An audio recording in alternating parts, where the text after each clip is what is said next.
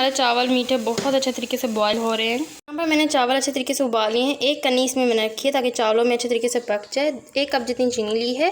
यहाँ पर मैंने जो है यहाँ पर किशमिश ली है, इसको मैंने अच्छे तरीके से वॉश कर लिया। आप कुछ और शामिल करना चाहें कर सकते हैं, काजू बादाम वगैरह भी।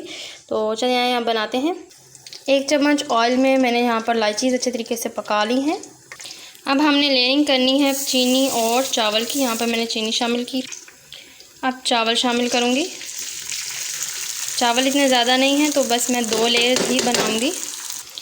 दाखें शामिल की हैं। अब मैं यहाँ पर चीनी की लेयर शामिल करूँगी। हल्का सा चम्मच लाएंगे, इस तरह से आप पकने देंगे। 10 मिनट तक अब दम पे रखेंगे।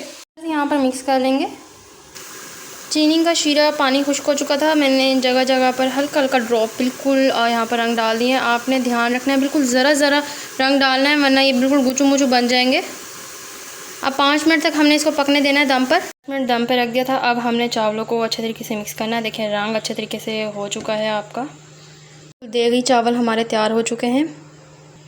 चावल आप देख सकते हैं बिल्कुल अकेला अकेला बना है और नीचे भी माशाल्लाह से कोई चावल का दाना ज़रा नहीं लगा।